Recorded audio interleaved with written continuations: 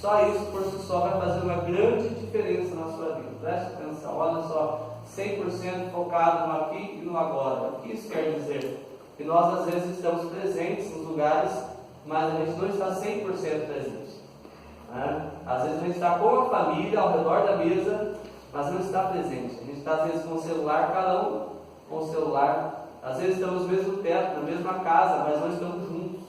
Né? Estamos com os amigos, mas não estamos realmente prestando atenção naquilo que a pessoa está falando. Às vezes a pessoa fala, o que você acha? Né? Como que é triste isso, é chato, não é verdade?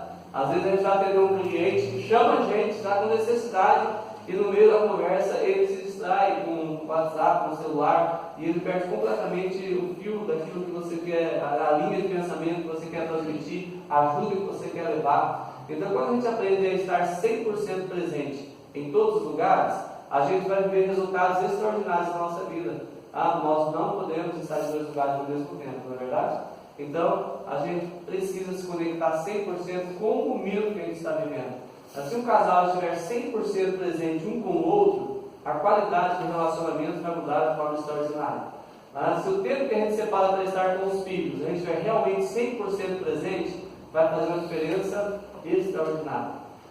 E se nesse momento, agora, você estiver 100% presente, você vai com certeza ter um aproveitamento muito melhor. Porque naquele momento que a gente se distrai, pode ser que uma frase era aquela frase que ia determinar a vida da gente, as escolhas da gente, o futuro da gente. Muita coisa pode mudar num flash de segundos. Então esteja comigo 100%, falou. Vamos testar o seu foco para ver se você está 100% presente aqui, pode ser? Vamos lá? Então vamos, preste bem atenção, olha lá.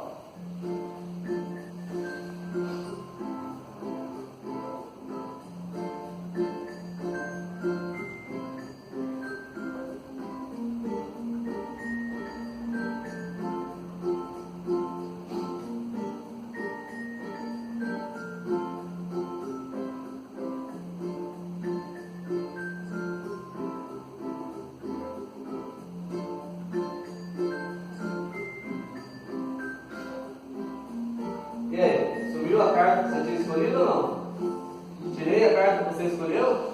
É? Mesmo? E aí, o que você acha que aconteceu? Já tinha visto essa brincadeira por aí na internet? Já ou não? Não? O que você acha que aconteceu? Vocês acham que todos vocês escolheram a mesma carta? Sim ou não? Mesmo assim eu tirei a carta de todo mundo ali, não tirei? O que aconteceu, será?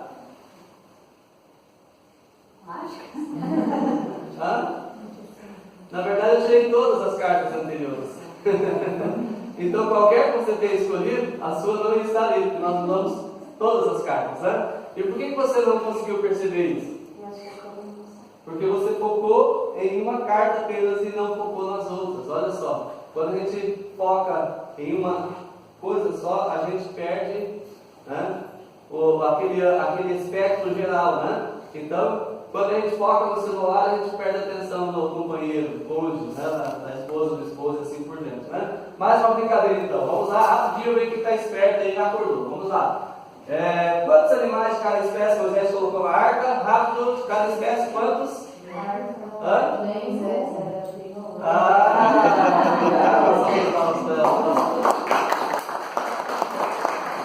Olha, falar com gente intelectualmente favorecida já é mais difícil, né, Lucas? Mas vamos lá. Você está jogando futebol e leva uma pancada. Que se forma um calombo ou colombo? Calombo ou colombo? Calombo ou colombo? E quem descobriu o Brasil foi? Colombo. Não, gente, foi Pedro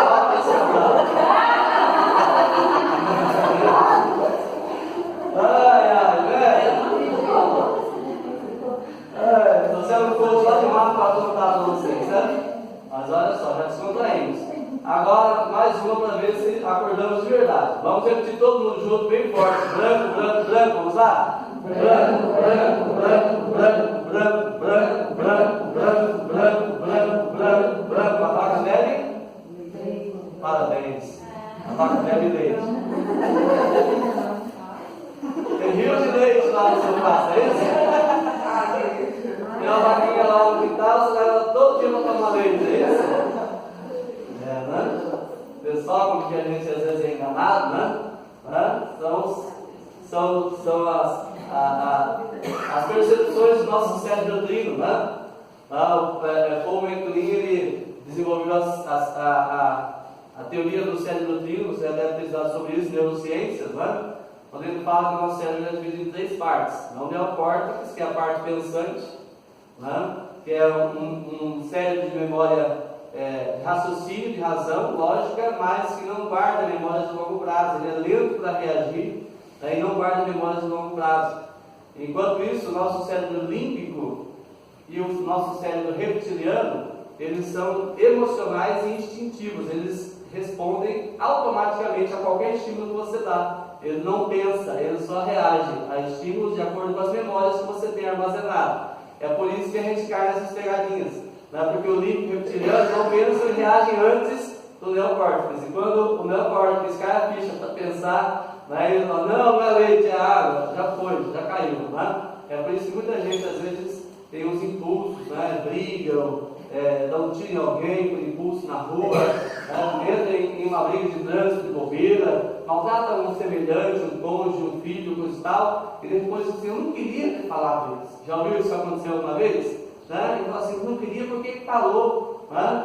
Porque a reação do límbico e do reptiliano, ela é instantânea, ela é muito rápida, e quando o neocórtex se acorda da realidade, né, já foi, já falou, já reagiu. Por isso que a gente precisa sempre usar o recurso aí do conserto, né, do perdão, e aí se tolerando e se perdoando para a gente poder ter uma vida emocional saudável. Né? Mas, voltando ao nosso tema, já que vocês estão aqui comigo 100%, tá? O que é uma vida extraordinária para você? O que é uma vida extraordinária para você? Seria uma família saudável e feliz? Sim ou não? Ter uma vida extraordinária envolve uma família feliz? Será que ter sucesso na vida? Ser um vencedor, um campeão em qualquer área? Ter sucesso é ter uma vida extraordinária ou não? Depende do que a gente entende por sucesso, não é verdade? O que mais? Ter muito dinheiro é ter uma vida extraordinária? Não? É possível ter uma vida extraordinária sem dinheiro? Extraordinária? Não, né, gente? Vamos ser bem sinceros. Não é necessário para viver. Uma vida extraordinária sem dinheiro não rola, né? Você não poder, por exemplo, ir ao mercado comprar o que você precisa, né? Ter dificuldade para pagar o aluguel da sua casa, ou para pagar a prestação da casa própria, ou o carro, ou abastecer para fazer aquela viagem, ou sair de férias com a família. Não dá para ter uma vida tão extraordinária assim, com um aperto financeiro, não é verdade? Mas será que isso resume uma vida extraordinária? Só dinheiro? Então vamos vendo, né? Será que uma vida extraordinária está relacionada a viajar pelo mundo, conhecer lugares, países? Não? Por isso que é para você, né? Será que é poder comprar todas as coisas que você pudesse, né? Chegar na loja, poder pagar, poder comprar, seria uma vida extraordinária? Não? Nossa, essas mulheres são diferentes do resto que eu conheço. As que eu conheço gostam de comprar. Gosta? Então tá bom. Tá? E será que ter uma vida saudável, se alimentar bem, praticar atividade física, ter saúde, é ter uma vida extraordinária? Sim, tá certo. Na verdade, gente, é que uma vida extraordinária, ela é um conjunto de coisas, né? Ela é uma soma de coisas. Mas a importante notícia que eu trago para você hoje de manhã é que se você não estiver bem, nenhuma dessas coisas por si só pode trazer qualquer alegria ou trazer alguma plenitude de vida para você. Nada do que você vai fazer vai ser bem feito, vai trazer o resultado esperado ou planejado se você não estiver bem como pessoa. Você precisa estar bem para que o trabalho que você desempenha também seja bom, para que a vida em família seja boa, para que o seu casamento seja feliz, para que a sua vida com os filhos seja uma vida legal, uma vida tranquila, a convivência com seus colegas de trabalho. Você precisa estar bem para que você possa ser a pessoa que o ambiente, que cada ambiente do dia a dia exige que você seja. Né? Então a gente precisa de vestir diversas personalidades durante o dia, né? Diversos eus. Né? Às vezes eu sou o eu marido em casa, né? Às vezes eu sou o eu pai, às vezes eu sou o eu pastor, o eu professor, o eu coach, o eu amigo, simplesmente. Né? Eu sou o eu filho. Então são diversas posições ou funções que nós adotamos todo dia, né? Que nós temos que exercer o nosso papel nessas situações, nessas circunstâncias. E como ser a nossa melhor versão, a melhor versão de nós mesmos em cada uma dessas situações. Como eu posso ser a melhor versão de esposo que minha esposa espera? Né? Qual é a melhor versão de pai que eu posso ser para os meus filhos? Qual a melhor versão de profissional, de professor que o meu aluno precisa que eu possa ser? Dentro da função que você executa aqui dentro da escola, qual é a sua melhor versão? Qual o melhor que você pode apresentar ou entregar para as pessoas? Se você não estiver bem, não tem como você entregar o seu melhor. E hoje nós vamos trazer alguns conceitos que vão ajudar você a estar bem. Você já ouviu falar da linha da vida? Quem já ouviu falar da linha da vida? A linha da vida é uma linha horizontal que separa as pessoas extraordinárias das pessoas comuns.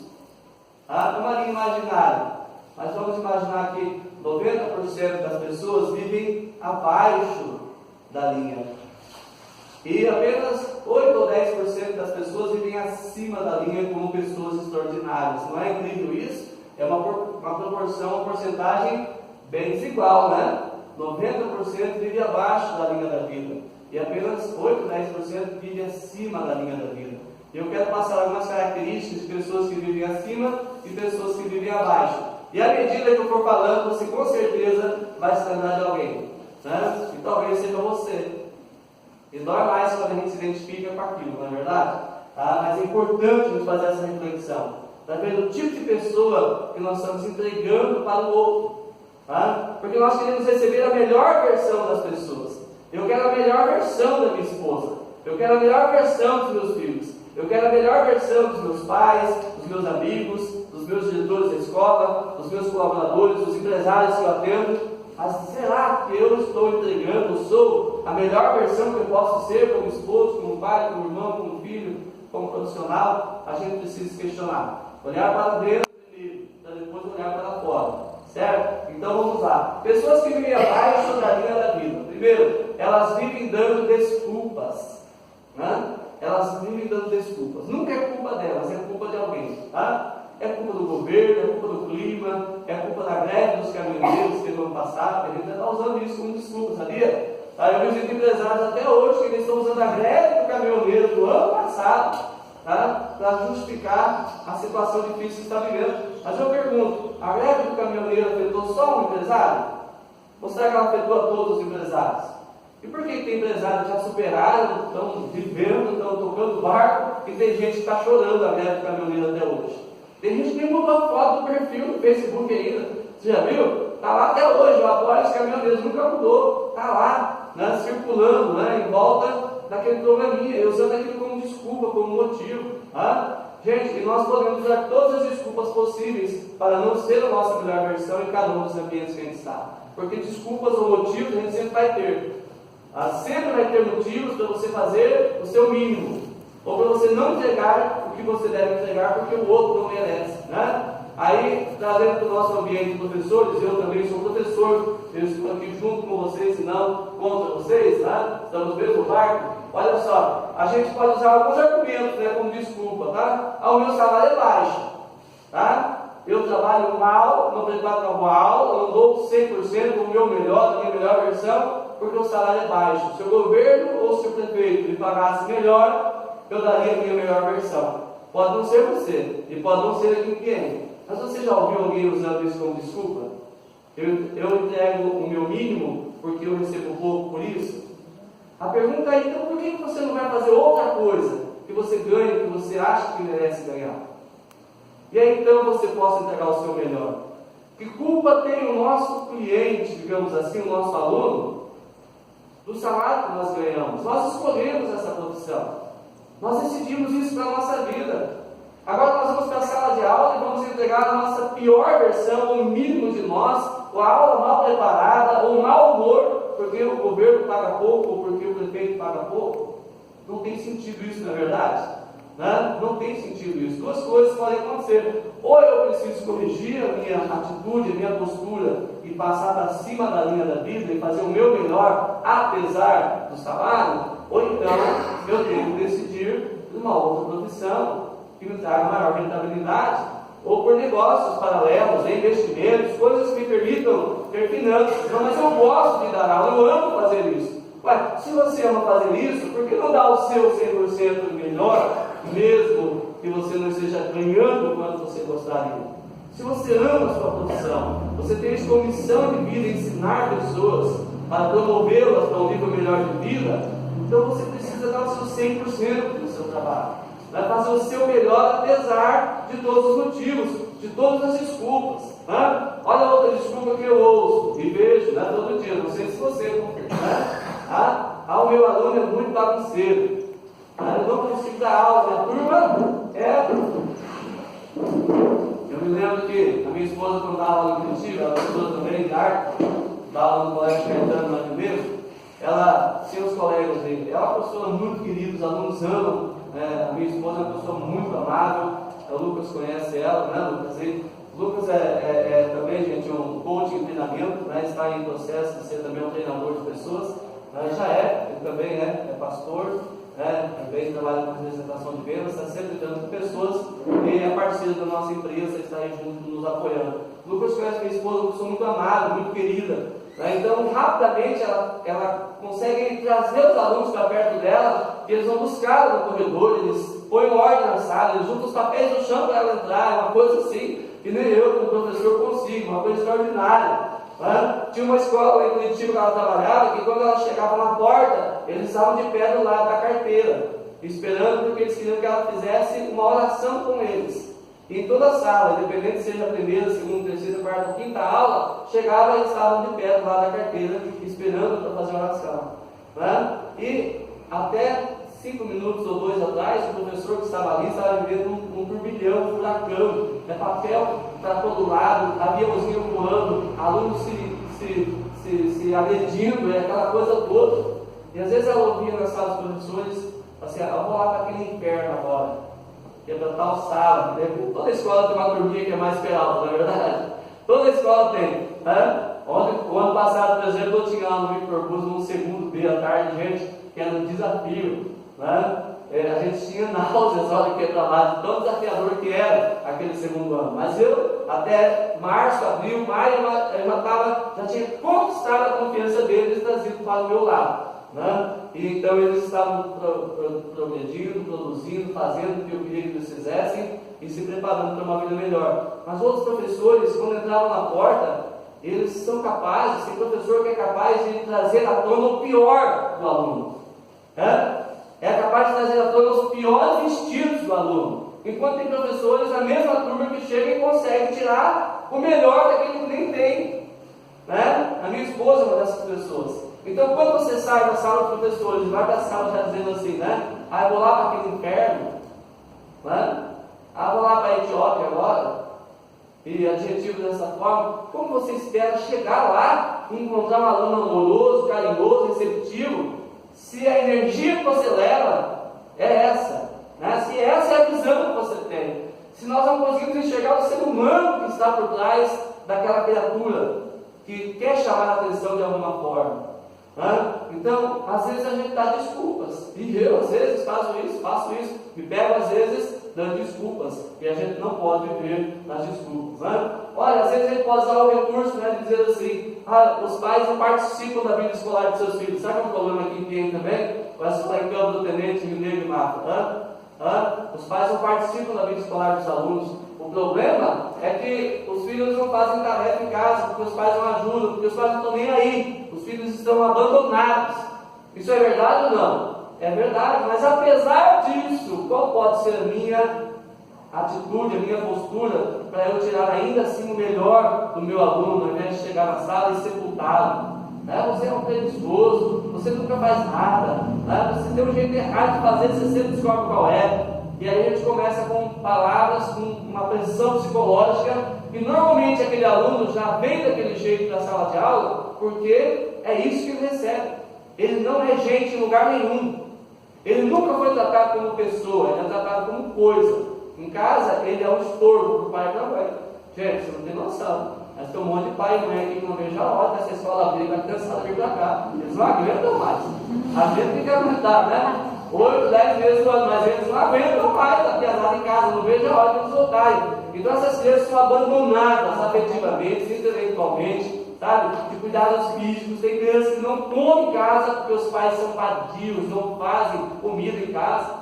A minha esposa estava relatando essa semana, ela é muito sensível a essas necessidades do aluno. Um aluno que não produzia na sala, ela foi descobrir que ele não produzia porque ele tinha fome.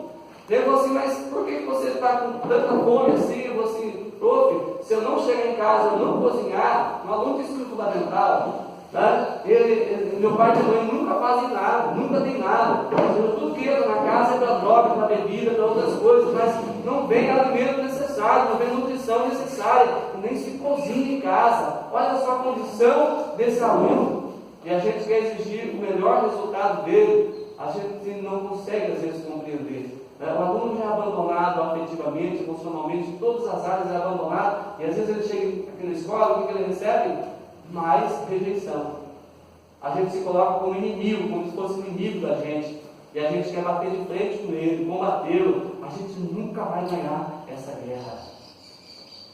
Eu dizendo o ditado que eu costumo dizer para as pessoas, que eu aprendi e repito, que é que se a gente não ganhar o coração de uma pessoa, a gente não vai ganhar o ouvido dela. Se nós não ganharmos primeiro o coração de alguém, ela não vai parar para nos escutar. Porque só vamos ter valor para essa pessoa se ela sentir que para nós ela é importante. Se ela tem valor para nós, se ela sentir que nós a valorizamos como pessoa, ela então vai abrir um espaço no coração dela para a gente. E a partir do momento que você ganha um espaço no coração de uma pessoa, ela para para te ouvir. Porque o que você diz para ela importa. E às vezes a nossa clientela, o nosso aluno, o que ele mais precisa é de alguém que o veja como pessoa. Às vezes é só um menino de 5, de 7, de 9 anos, de 10, 14, 15, mas a gente precisa olhar para lá e ver um ser. Existe um ser humano ali, com personalidade, com emoções, com sonhos, ou com falta de sonhos, porque sepultaram todos, e assim por diante. E nós precisamos, queridos, nos renovar todo início de ano, e acordar todo dia de manhã com essa resolução interna, dizer assim, eu vou ser aquele professor que desperta o que há de melhor no meu aluno. Aquilo que às vezes nem ele mesmo imaginava, sonhava que tinha dentro dele, que era a capacidade de ser bom, de ser carinhoso, amoroso, de respeitar os colegas, de participar da aula. Isso é um desafio muito grande. Mas eu acredito que nós estamos numa condição muito melhor de poder compreender esse aluno, trazê-lo para perto e fazê-lo mudar um pouco a condição de vida dele, do que o contrário. Em nós habita essa condição, nele não. Se a gente esperar que a mudança venha dele, ou por causa da família, ou por causa... não vai acontecer, gente. Se nós não formos os agentes que podem produzir essa mudança e tirar deles a sua melhor versão e ajudá-los a perceber-se como pessoa, que eles têm valor, que eles são inteligentes, que a condição que eles nasceram não determina o futuro, a existência, o que vai acontecer depois, não vai vir de outro lugar. Eu ouço todo dia e vejo na internet as pessoas postando, escola é lugar de aprender geografia, história, ciências, matemática, educação se aprende em casa. Isso é verdade, gente. Mas não é toda a verdade. Porque a escola precisa sim ser um lugar onde se aprende carinho, se aprende afeto, se aprende respeito, se aprende abraço. A gente não tem a única responsabilidade de fazer isso. É claro que a família tem obrigação, mas se a escola não for lugar onde você possa entregar afeto, entregar compreensão, entregar respeito, enxergar no outro pessoa e não coisa, onde que vai ser esse lugar? A educação sem afetividade, ela está fadada ao fracasso. Porque a gente não para dar atenção porque não tem vínculo. Vamos fazer aqui um exercício. Se você é cliente de uma determinada loja, aí você é bem tratado naquela loja, você não fica feliz de montar lá? A minha esposa tem uma lojinha lá em África, que é um cubículo, a lojinha é um cubículo. Eu não sabia nem que existia uma loja. Eu passava por lá, mas nem via, porque ela era assim, acho que 1,5 m, 2 quadrados por 5, é uma tripinha a loja, entre uma panificadora e uma loja de motos. E ela subiu essa loja. Tem dezenas, centenas de lojas em Mineiro e Mata, mas a minha esposa só vai nessa lojinha. Por que será que ela vai lá? Porque a empresária, a dona da loja, ela conseguiu captar o coração da minha esposa. Né? Ela tem um vínculo afetivo com ela. Né? Ela compreende, ela entende as necessidades da minha esposa. Né? Quando ela vai viajar para comprar roupa, ela olha a roupa assim, isso aqui é a cara da Paty. Né? E aí ela liga, coisa e tal. Eu gosto muito, na verdade, né? Né? Mas ela liga, se ela vai trocar alguma coisa e não tem, ela diz assim, eu vou trazer para você na semana que vem. Né? E se ela gosta, ela fala assim, mas eu não posso levar agora, no mês que vem eu leva agora, e você paga quanto puder e quando quiser. Porque ela já entendeu que minha esposa paga, que ela é honesta. Né? E ela tem um produto para vender, ela sabe que vai ser pago. Então, assim, todo esse tipo de vantagem, digamos assim, que ela encontra lá, não encontra em lugar nenhum. Aliás, no nosso comércio vai vender mato, a gente é muito mal atendido, são pouquíssimas lojas que você entra e sai satisfeito. Sabe, tem algumas lojas que você entra, dá a impressão que você está atrapalhando, né? Você se sente mal, é ou não é? Agora vamos se colocar no lugar do aluno, né? Vamos nos colocar no lugar do aluno, tá? Você é o atendente da loja e o aluno é o cliente. Como que ele se sente dentro da nossa sala, né? Qual tipo de emoção que manda do nosso coração por dele? Se nós gostamos de ser bem-quistos na escola, na igreja, bem-quistos na família, bem-quistos no comércio, como que a gente espera que, de uma forma desagradável, receber do nosso aluno, a gente vai conseguir o melhor dele? Não vai, gente. Né? Não vai. Então, a gente precisa deixar as desculpas de lado, não é verdade? A gente não tem nenhum tipo de recurso tecnológico, ou falta recurso tecnológico. É verdade. É verdade. Mas o que eu posso fazer de melhor apesar da ausência do recurso? Não é? Não é o que falta que eu preciso me concentrar. Eu preciso me concentrar no que eu já tenho. Porque às vezes nós estamos desprezando o que já temos. Às vezes o que já temos é suficiente. Uma conversa, um diálogo. Às vezes o que o nosso aluno precisa é que ele tenha tecnologia. Tecnologia ele tem. Porque às vezes ele não compra, mas tem iPhone. É ou não? Ele tem crédito. Às vezes você não tem crédito no celular e ele tem. É ou não é? Ele não tem dinheiro para uniforme, mas ele tem celular de 5 mil, de 2 mil, de 3 mil, uma coisa, né?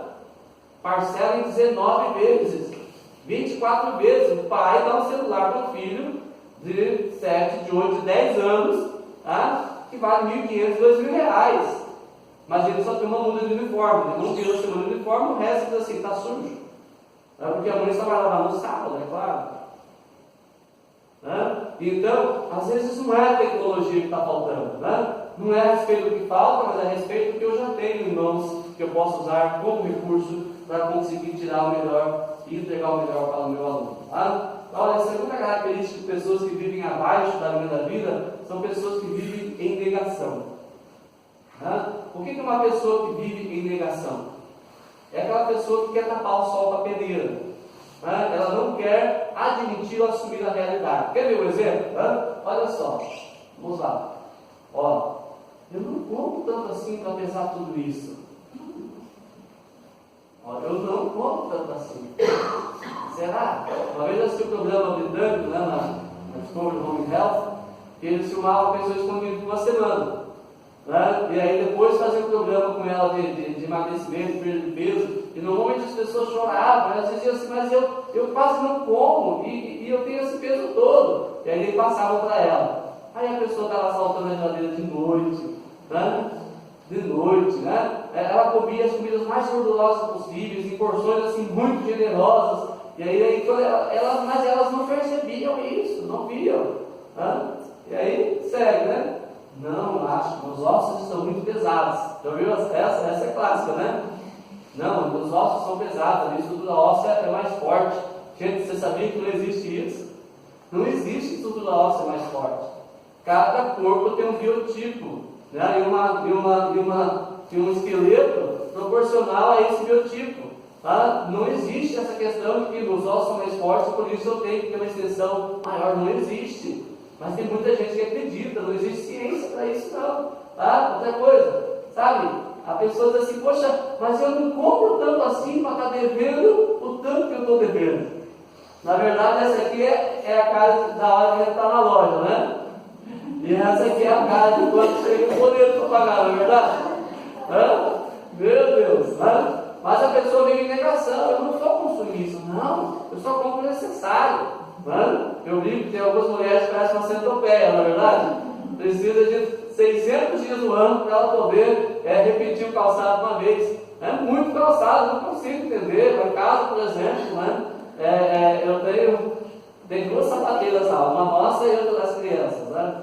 A nossa sapateira minha e da esposa, ela tem 5 divisórias. Adivinha qual que é a minha?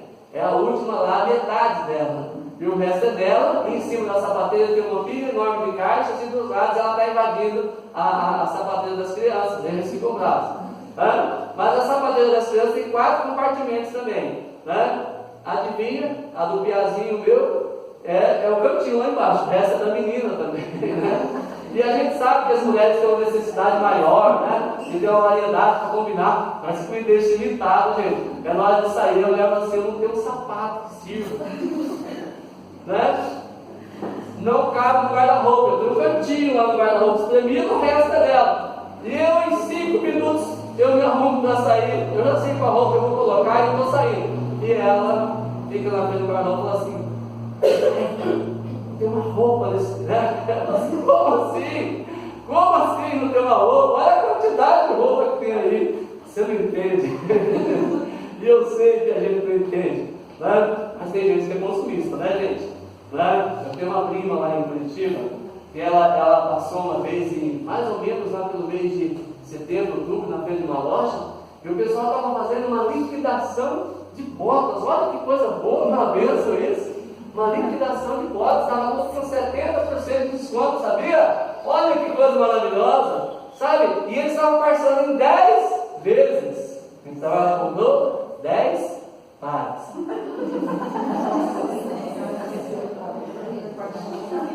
Tem volta para 10 anos? Volta para 10 anos. A pergunta que eu faço assim: uma pessoa que está comprando bota em setembro, em outubro, ela vai usar o mês que vem essa bota? Não vai. O mês que vem, ela vai precisar de dinheiro para comprar uma rasteirinha, uma sandalinha, mas ela não pode, ela está pagando as botas. Sabe, dizendo, aí quer comprar um biquíni para ir para a praia, mas ela não pode porque ela está pagando as botas. Tá? Que ela não usou ainda. Vai chegar o inverno que vem, na estação outono e inverno, e as botas que ela comprou saíram todas de moda. Ela não vai querer usar, vai ser ridículo se ela usar. Ela não é assim. Né? E isso é uma história verídica. Né? É uma história real que eu estou contando para você. Mas como que pode? Mas a pessoa diz: não, mas eu não compro tanto assim. Né? É a pessoa que vive em negação. Tá? Vive dizendo não para atos, para atitudes, para hábitos que tem e diz que não tem. Tá? Não, eu não fico no celular o tempo inteiro.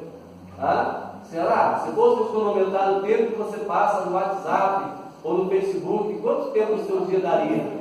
Mas aí você diz que não tem tempo para ter um relacionamento de qualidade íntima com o seu marido. Aí você diz que não tem tempo para poder cuidar bem dos seus filhos e acompanhar a tarefa deles. Né? Ou a pessoa diz que não tem tempo para visitar um parente que está doente, um amigo que está em necessidade, porque ela não tem tempo. Mas será que é verdade mesmo isso? Quando bem honestos, a gente não tem tempo. Né? Ou falta gestão de tempo, ou estamos empregando tempo em coisas que são inúteis. Inúteis, vamos falar bem sério.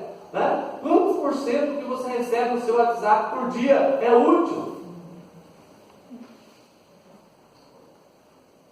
É verdade? Estou falando alguma mentira aqui ou não? Né? Quantos por cento que compartilha no seu Facebook é útil? De verdade? Mas a gente passa muito tempo. A gente gasta tempo demais no celular, tempo demais na TV, e passa cada vez menos tempo com as pessoas. E às vezes um abismo está se formando entre o nosso coração e o coração do cônjuge.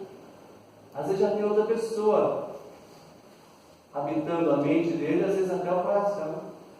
Porque a gente já saiu de lá faz horas. A gente está distraído com muita coisa. Né? As pessoas dizem assim: eu como pastor recebo muito essas demandas do gabinete, né, para aconselhamento, né? Eu não amo mais. Né? Todo aquele encanto, aquele amor já acabou. Mas por que na época do namoro a gente era apaixonado, a gente amava? Olha só quantas vezes a gente, como homem, dá flores para uma mulher quando está namorando. Não esquece a data de aniversário nem a pau juvenal. né? Não esquece dos namorados, ela vai estar fora do melhor lugar. Um amigo em Curitiba, agora ele mora em Brasília, que disse que no dia dos namorados ele tinha, não lembro se era dia dos namorados ou aniversário dela, ela morava no Paranaguá e em Curitiba. Ele tinha dinheiro ou para ir, né, para Paranaguá, de ônibus, ou para comprar presente. Sabe o que ele fez? Ele comprou um ursão, pelúcia para ela, tá? E ele foi a pé com o ursão nas costas, porque ele tinha para Paranaguá. Verdade, gente. Verdade. Tá? Agora fora da casa. Agora veja só.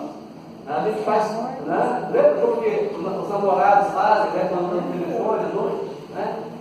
Ai, vamos dormir, a gente precisa acordar cedo amanhã, vamos ligar, tá? Amorzinho. Tá, meu bem? Tá, meu. Né? Os bichinhos são tudo pequenininhos quando namoram, não é verdade? Depois cresce, né?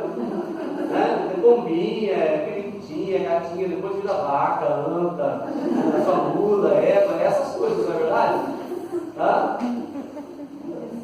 Mas aí o amor acabou, vive em negação, eu não amo mais, não é, gente. É que a gente mudou de hábitos. Quando namorava, a gente investia no outro. Queria ver a mulher bonita, queria ver o namorado bonito, dava presente, dava para comer fora, fazia a comida que mais gostava para receber o namorado ou a namorada em casa. Mas depois que casa, a pessoa entra na rotina. O cara nem se arruma mais, ele está um barrigudo agora, né? Não se barbeia, né? Não corta a unha, vai dormir, os pés parecem uma lixa encostando na mulher. É ou não é?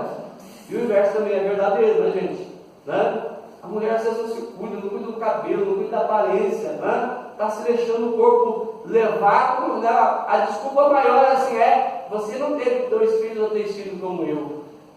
Mas eu conheço um monte de mulher que teve filho e não está largada.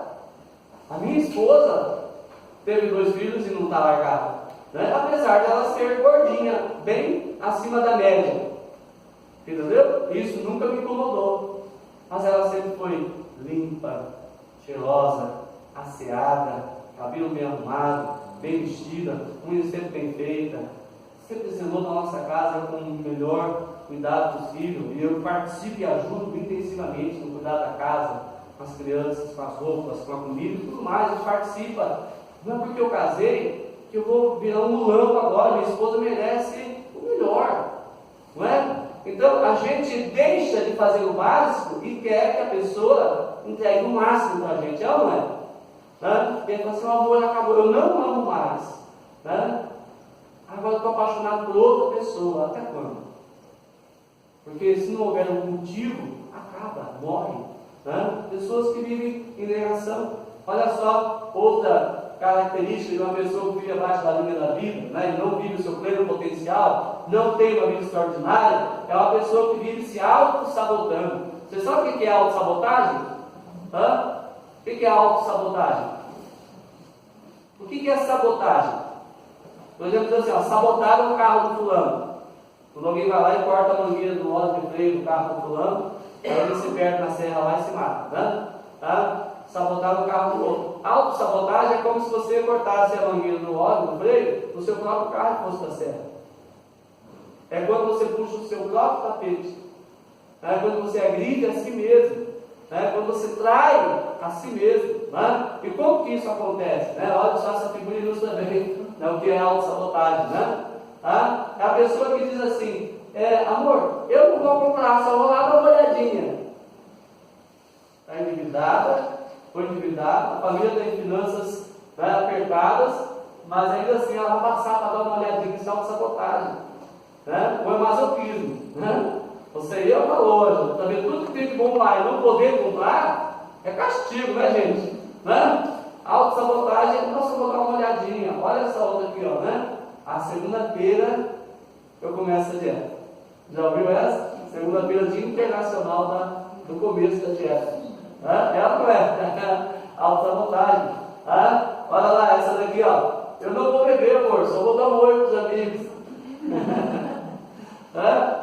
É ruim, né? É ruim que não vai beber. Vai chegar em casa de madrugada, miando, né? É desse jeito, autossabotagem. Dentro dessa questão, gente, a gente pode perceber outro conceito importante, que o mapa não é o território.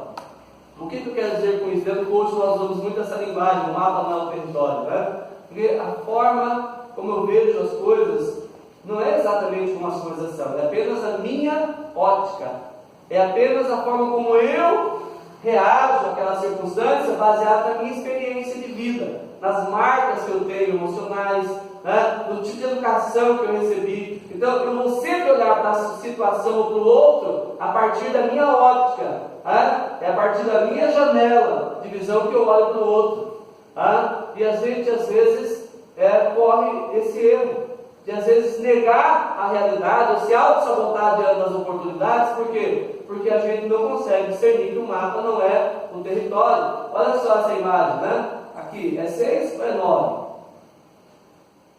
É 6 ou é 9, será? Depende do lado que você está. Ambos têm razão. É por isso que às vezes o casal não se entende. Às vezes o professor não se entende com o aluno. Né? Um diretor de escola não se entende com o professor, o pedagogo não se entende com o professor não se entende com o colega. Por quê? Porque simplesmente não considera o ponto de vista do ponto de vista do outro. O mapa não é o território. Se você pega um mapa de verdade, eu usei o GPS para chegar aqui nas últimas quadras. Então, aquilo que eu estou vendo ali na tela do meu celular é o território? É realmente a escola ali? Não, é apenas uma representação gráfica, não é a realidade completa. Não é a realidade completa. Mas aqui eu tenho a noção real da escola. Eu visualizei a escola por fotos no Facebook, no Facebook não, no Google, visualizei a rua da escola, visualizei a escola, eu olhei tudo antes de vir para cá. Mas tudo aquilo para mim era apenas um mapa, eram fotos. Agora eu tenho noção da realidade da escola. Então a gente às vezes olha para o outro, com as circunstâncias, com a situação, a vida do aluno, e a gente faz um pré-julgamento baseado no nosso olhar, na nossa ótica, e a gente vai se auto-sabotando. Já viu aquelas pessoas que vivem dando desculpa, Diz assim, a síndrome da Gabriela, já ouviu falar da síndrome da Gabriela? Eu nasci assim, eu cresci assim, e sou mesmo assim, você sempre assim, Gabriela. Lembra dessa não? Novinha não lembra. As novinhas não lembram, né? Mas quem leu Jorge Amado, Gabriela Canela, literatura brasileira, conhece, além das novelas, das versões da novela. Agora veja bem, querido.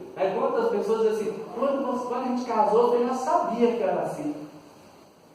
Ué, você vai ser grosso a vida inteira? Não tem sentido. A gente tem possibilidade, capacidade de mudança. A nossa história não está pronta, não nasce pronta, escrita. Somos nós quem devemos escrever o nosso próprio roteiro de vida. A nossa vida é uma página em branco que pode ser escrita da forma como nós melhor desejarmos. Você não sabe a minha história de vida, é verdade. Mas não interessa como foi a minha história de vida pregressa, passada. O meu futuro está totalmente em branco. Sou eu quem faço as escolhas para onde eu quero chegar. O destino que eu quero da minha vida, o roteiro que eu vou escrever é meu. Há um tempo da nossa vida que outras pessoas escrevem nosso roteiro, nossos pais escolhem nosso nome, decidem as roupas que a gente usa quando criança.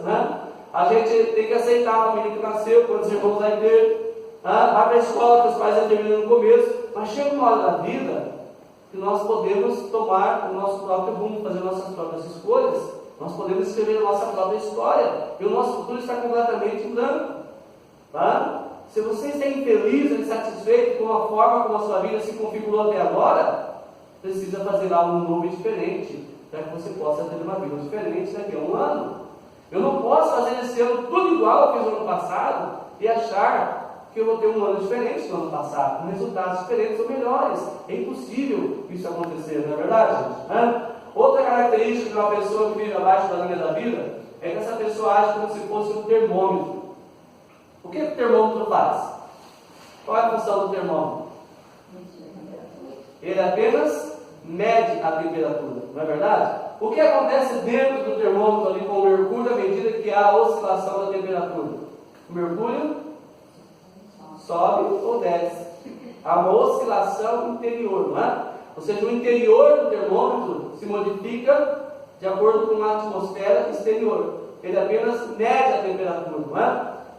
Pessoas que vivem abaixo da linha da vida são assim.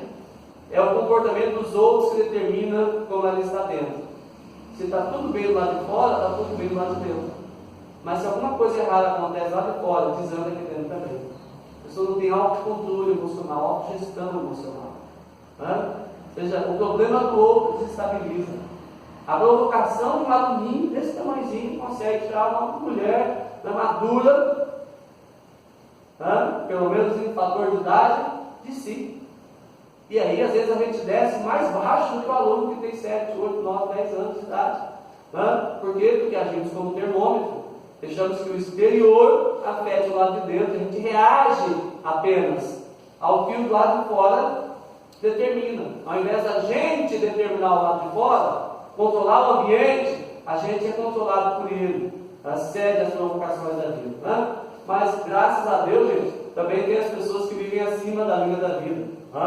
Eu vou falar algumas características delas rapidamente. A primeira característica de alguém que vive acima da linha da vida, faz parte daqueles 8, 10% de pessoas que eu mencionei para você, são pessoas que assumem a responsabilidade, a autorresponsabilidade.